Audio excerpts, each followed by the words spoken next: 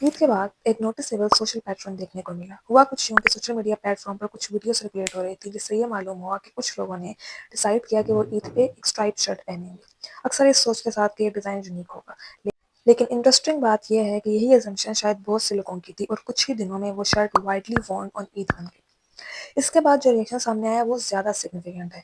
इस शर्ट को क्रिंज और छपरी जैसे लेबल्स मिलने लगे। यहाँ सवाल ये नहीं है कि कपड़ा एस्थेटिकली अपीलिंग था या नहीं।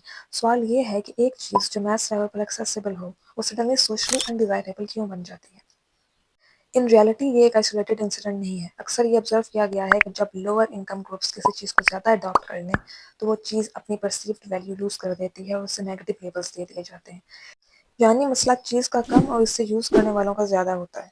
इसी के पैरेलल कुछ और ट्रेंड्स भी उभर कर आए, जैसे कश्मीरी चूड़ियाँ, कुंदन मेहंदी और फर्शी शलवार का रिवाइवल। इन्हें लार्जली एस्थेटिक, कल्चरल एक्सप्रेशन और मॉडर्न लेबल्स दिए गए।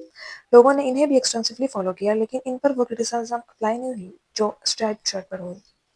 अगर किसी ट्रेंड को ब्लाइंडली फॉलो करना लैक ऑफ ओरिजिनलिटी ही समझा जाता है, तो ये प्रिंसिपल सिलेक्टिव नहीं होना चाहिए। लेकिन ग्राउंड रियलिटी कुछ और सजेस्ट करती है। सोशियोलॉजिकल पर्सपेक्टिव से देखा जाए तो ये फिनोमेना क्लास परसेप्शन से जुड़ा हुआ है। पियर बोर्डियू के मुताबिक टेस्ट सिर्फ पर्सनल प्रेफरेंस नहीं होता, बल्कि सोशल पोजीशनिंग का इंडिकेटर भी होता है। इसी तरह थॉर्स्टाइन वेबलम ने कंस्पिकुअस कंजम्पशन का कॉन्सेप्ट दिया, जहाँ चीज़ें सिर्फ उनकी यूटिलिटी के लिए नहीं बल्कि सोशल सिग्नलिंग के लिए यूज होती हैं। इस कॉन्टेक्स्ट के मुताबिक ये कहना ज़्यादा मुनासिब होगा कि जब कोई चीज़ ज़्यादा एक्सेसिबल हो जाती है और उसे लोअर इनकम ग्रुप्स अडॉप्ट कर लेते हैं, तो अक्सर उसकी सोशल वैल्यू डिक्लाइन कर जाती है। और ये पैटर्न बार-बार देखने को मिलता है कि जब लेस प्रिविलेज्ड सेगमेंट्स कोई ट्रेंड फॉलो करते हैं, तो उसे ट्रिविलाइज़ या रिडिक्यूल किया जाता है, जबकि वही चीज़ अगर किसी और सोशल ग्रुप से एसोसिएट हो, तो उसे एप्रिसिएशन मिलती है। वाओ!